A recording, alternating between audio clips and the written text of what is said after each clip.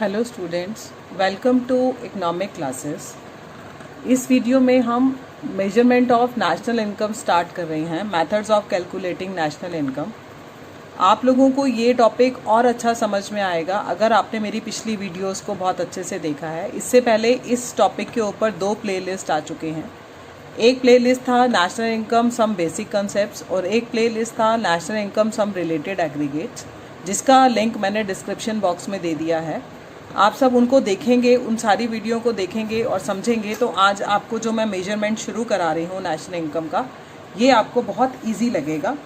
और उसके बाद और इसमें हम किस तरह से नेशनल इनकम निकाल सकते हैं, इसके क्या क्या मेथड्स हैं, तो उनमें से हम इस वीडियो में एक मेथड का डिस्क्रिप्शन करेंगे। तो नेशनल इनकम को कैलकुलेट करने का, ठीक है, मेथड्स ऑफ कैलकुलेटिंग हम कर रहे हैं। Methods of calculating national income. National income को कैलकुलेट करने के 3 मेथड हैं। सबसे पहला value added method. Value added method को हम प्रोडक्ट मेथड भी कहते हैं। दूसरा इसमें हम करेंगे इनकम मेथड और थर्ड करेंगे हम एक्सपेंडिचर मेथड। तो इस वीडियो में हम वैल्यू एडेड मेथड को स्टार्ट करेंगे, पहला, जिसको हम प्रोडक्ट मेथड भी कहते हैं। वैल्यू एडेड मेथड, और क्या कहते हैं इसको, प्रोडक्ट मेथड। अब हमें क्वेश्चन के अंदर वैल्यू एडेड निकालना है। पहले मैं इसका थोड़ा सा आपको बेसिक बता रही हूँ, आप उस बेसिक पे ध्यान देंगे कि वैल्यू एडेड का मतलब क्या होता है। वैल्यू एडेड का मतलब होता है, value added is equal to क्या होता है, value of output minus intermediate consumption.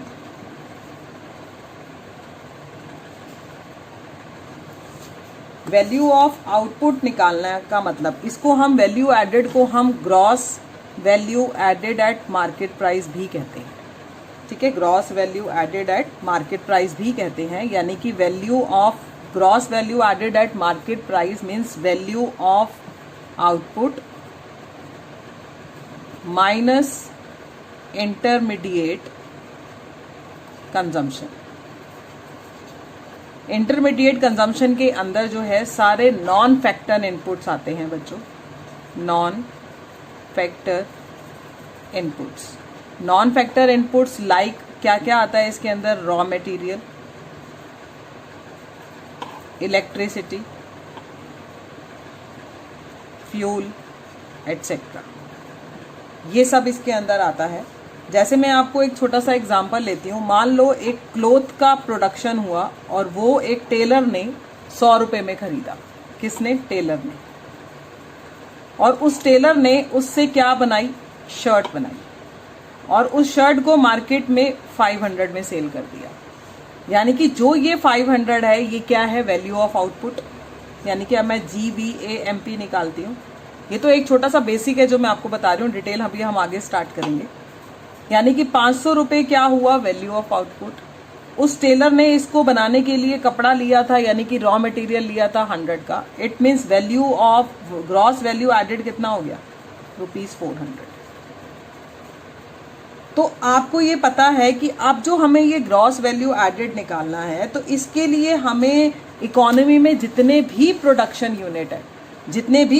Unit है उनको हमें कैटेगराइज करना है, हमें अलग अलग करना है। और आपको पता है कि हमारी 3 कैटेगरी होती हैं। जो भी हमारे ये इकोनॉमी में जो प्रोडक्शन होता है उसको हम 3 कैटेगरी में जो डालते हैं, वो होता है हमारा प्राइमरी सेक्टर, सेकेंडरी सेक्टर और टर्शरी सेक्टर।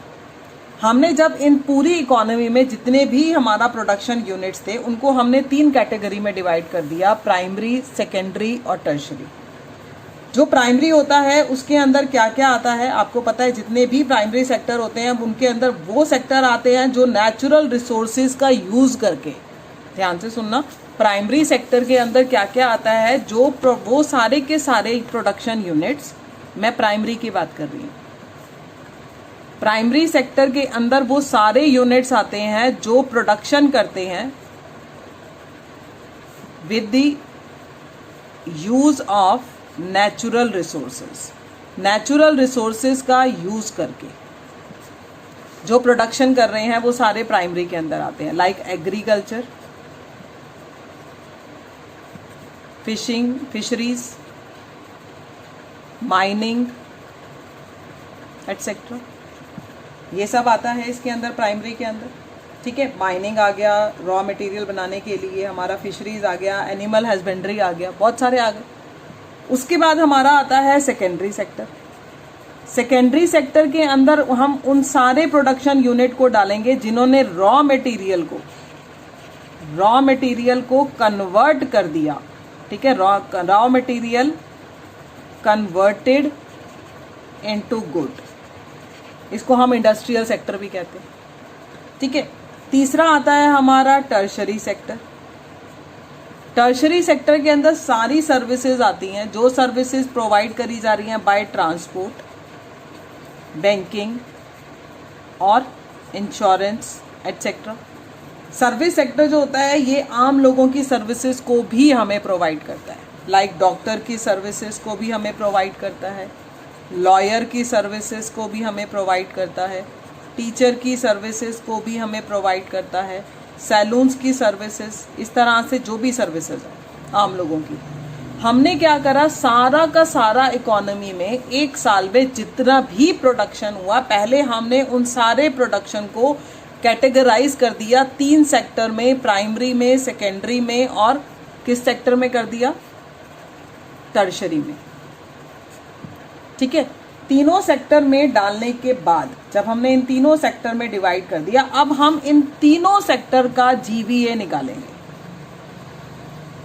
अगर मैं प्राइमरी सेक्टर का जीवीए निकालूंगी तो उसको मैं कहूंगी जीवीएएमपी। ठीक है, ये हमारा, अब मैं आपको स्टेप शुरू कराती हूँ इसका।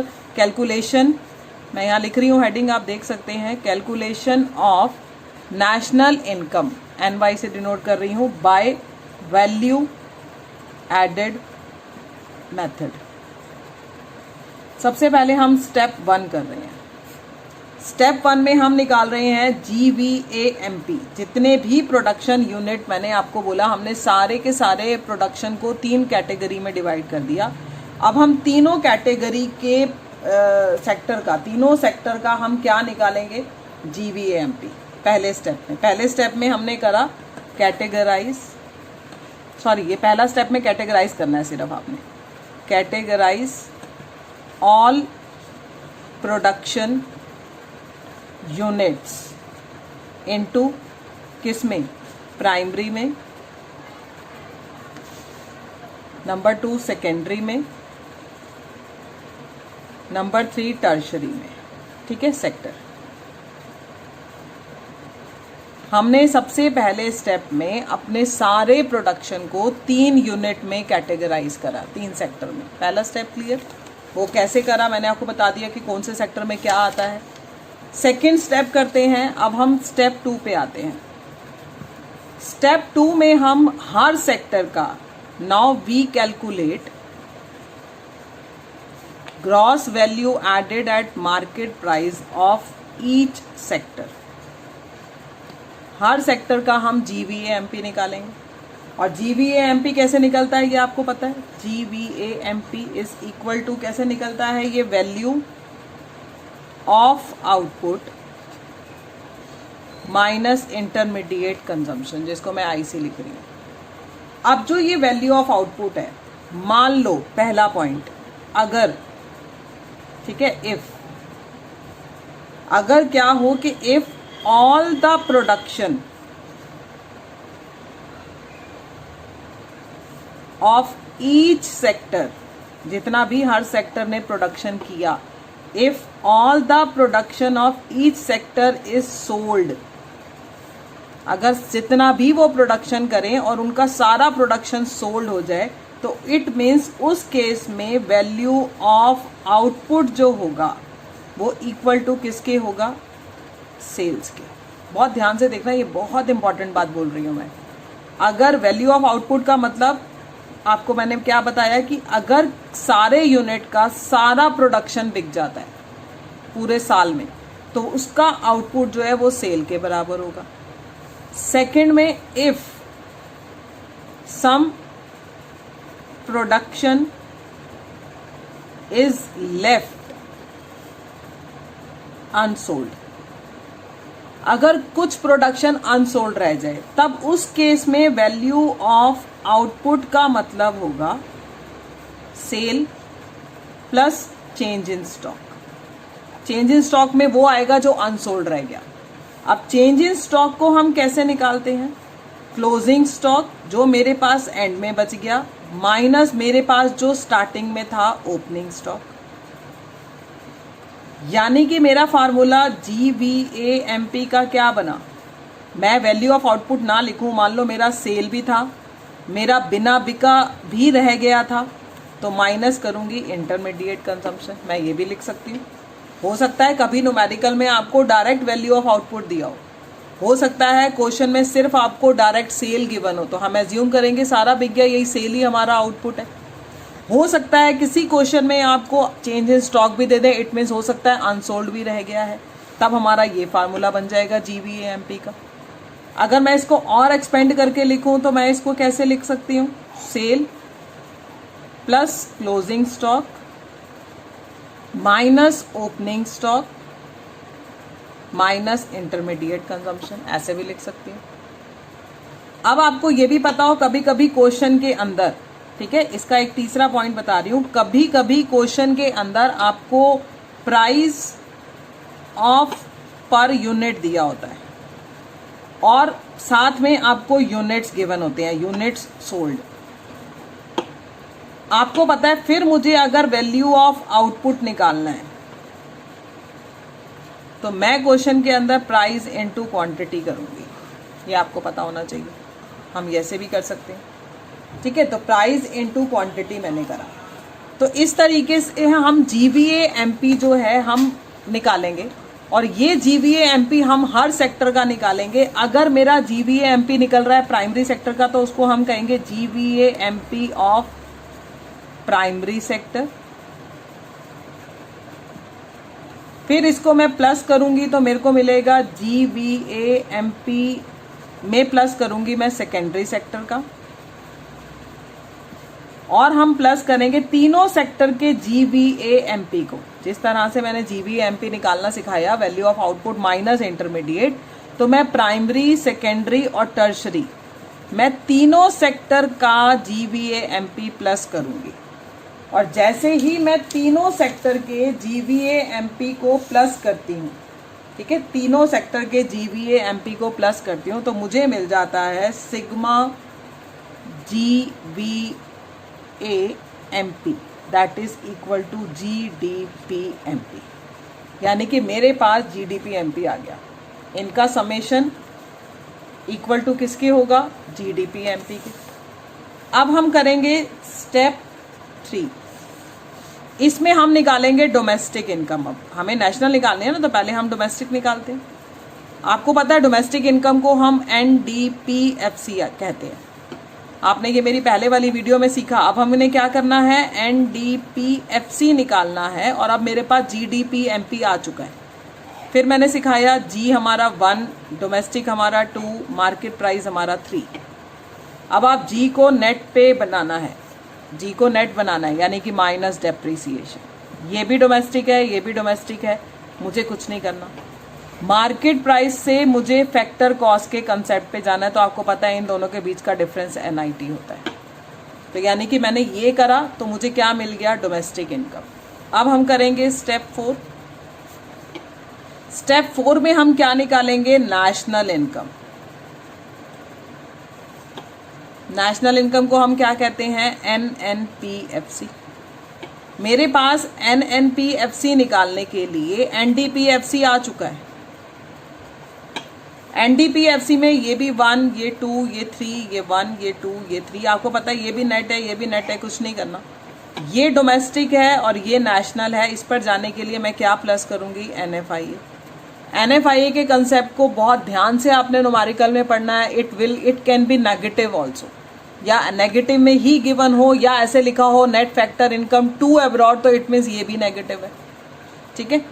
और ये भी FC है, ये भी FC है, कुछ करने की जरूरत नहीं है। And in 4th step we calculate the national income that is NNPFC। तो मैंने आपको वैल्यू ऑफ आउटपुट के मेथड से मैंने आपको 4 स्टेप में, जिसमें पहले स्टेप में हमने प्रोडक्शन यूनिट को कैटेगराइज करा प्राइमरी, सेकेंडरी और टर्शरी में।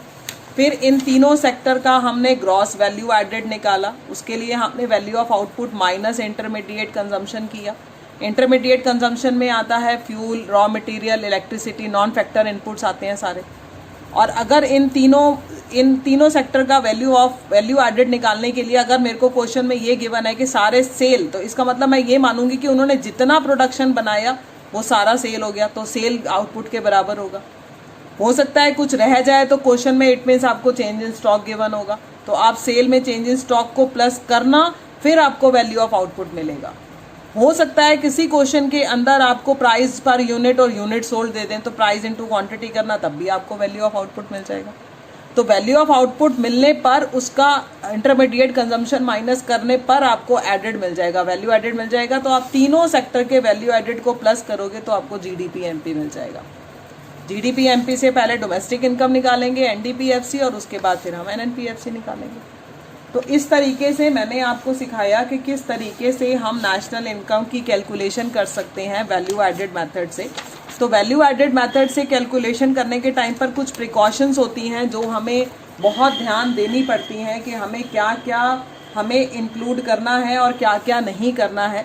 तो मैं प्रिकॉशंस की बात करती हूँ यहाँ पर, तो आप ध्यान से सुनेंगे कि वैल्यू एडेड मेथड में हमेशा वैल्यू जो लेनी है वो फाइनल गुड्स की लेनी है, value of final goods and services, ठीक है, जो आपके लिए फाइनल यूजर के लिए तैयार है। दूसरा प्रिकॉशन कि इसमें इम्प्यूटेड आपका कोई रेंट है, ठीक है। मान लो इम्प्यूटेड का मतलब क्या होता है, मान लो मेरे को जो ये सब प्रोडक्शन करना था इसके लिए मैंने अपने घर का यूज किया। अब घर का यूज किया इट मीन्स जो वो रेंट है वो मैं अगर क्या मैं बाहर से बिल्डिंग लेती तो क्या मैं रेंट ना देती, तो इट मीन्स वो वैल्यू मुझे निकालनी है कि अगर मेरा घर रेंट पर होता तो मेरे को कितना रेंट पे करना पड़ता, ठीक है। तो वो रेंट इम्प्यूटेड होता है। तो इम्प्यूटेड रेंट हमने इंक्लूड करना है। Imputed rent of owners occupied house as a house provide services, क्योंकि वो हाउस हमें सर्विस दे रहा है, to the owner and the generate rental income, जिससे रेंटल इनकम जनरेट हो रही है। भाई कुछ भी जनरेट इकोनॉमी में होता है वो प्रोडक्शन का पार्ट माना जाता है। ऐसे ही imputed value of goods primary sector की, प्रोडक्ट फॉर कंजम्पशन, जैसे प्रोड्यूसर ने कुछ भी गुड बनाई, मान लो किसान है गेहूं का प्रोडक्ट वो कर रहा है, कल्टीवेशन कर रहा है, तो क्या वो किसान उस गेहूं में से कुछ गेहूं का पार्ट अपने घर में सेल्फ कंजम्पशन के लिए ले लेता है, इम्प्यूटेड वैल्यू ऑफ गुड्स। तो क्या अगर वो गुड्स सेल्फ कंजम्पशन के लिए ना रखता तो बाजार में बिकते तो उसकी वैल्यू होती ना, तो वो जनरेट तो हुई है, इकोनॉमी में गुड्स तो आई हैं, तो उसकी इम्प्यूटेड वैल्यू भी हम इंक्लूड करते हैं, ये ध्यान रखना है आपने। तीसरा imputed value of free services. Free services कैसे कि by the government and the private non profit institution serving household as these contribute to the current year output, इसको भी लेना है आपने। और कुछ चीजें ऐसी होती हैं जो नॉट इंक्लूडेड होती हैं, जो नॉट इंक्लूडेड होती हैं, आप उस पर ध्यान दें। वो क्या है नॉट इंक्लूडेड का मतलब? इंटरमीडिएट। मैंने बोला फाइनल लेना है तो क्या नहीं लेना, इंटरमीडिएट गुड्स को नहीं लेना हमने। पहली बात, हम सेकेंड हैंड गुड्स की सेल को कभी भी हम इसमें नहीं लेते हैं। क्यों नहीं लेते हैं? क्योंकि जब ये पहली बारी बनी होंगी तब हमारे ये वैल्यू ऑफ आउटपुट में आ गई होंगी, सेकेंड टाइम बिकने पर इसको नहीं लेना। लेकिन सेकेंड हैंड गुड्स को, ठीक है, सेल ऑफ सेकेंड हैंड नहीं लेना, sale of second hand goods को नहीं लेना, बट इन गुड्स को बेचने के टाइम पर दिया गया कमीशन को लेना है। क्यों लेना है? क्योंकि जो पर्सन इसको बेचने में कमीशन ले रहा है वो बंदा तो अपनी सर्विस प्रोवाइड कर रहा है पहली बारी। गुड को नहीं लेना लेकिन उसकी सर्विसेज का कमीशन हमने लेना है। एक आप ये ध्यान रखें, कभी भी हम शेयर सेल और परचेज कुछ भी ऑफ शेयर, डिबेंचर्स और बॉन्ड्स, इनका हम सेल परचेज कभी भी हम नहीं लेते। क्यों नहीं लेते हैं? क्योंकि ये जस्ट मेरा पेपर वर्क है, इससे इकोनॉमी के अंदर कोई गुड्स एंड सर्विसेज का फ्लो नहीं होता। लेकिन in sale purchase of share debenture के ऊपर अगर किसी को ब्रोकरेज दी गई है, तो ब्रोकर्स तो ये बेचने में हेल्प करते हैं ना, वो तो अपनी सर्विसेज दे रहे हैं, तो उस ब्रोकरेज को हम नेशनल इनकम में लेंगे। शेयर डिबेंचर बॉन्ड्स की सेल परचेज को नहीं लेंगे, लेकिन उसके ऊपर अगर कोई ब्रोकरेज दी जा रही है तो उसको लेंगे। इलीगल एक्टिविटी कोई नहीं आती कभी भी नेशनल इनकम की कैलकुलेशन में इन ऑल द मेथड्स। ये तो हमेशा याद रखना कि इलीगल एक्टिविटी को नहीं लिया जाता, आर नॉट इंक्लूडेड। उसको हम नेशनल इनकम की कैलकुलेशन में नहीं लेते हैं। चोरी करना, स्मगलिंग करना, ये सब नहीं आता है। और services produce for self consumption, ये इंपॉर्टेंट टॉपिक है, इसको ध्यान से सुनना। Services produced for self consumption, इसको हम नहीं लेते हैं। Like services of housewife, kitchen gardening, ठीक है, as it is difficult to access their market value, क्योंकि ये बड़ा मुश्किल काम है कि इसकी मार्केट वैल्यू को निकाला जाए।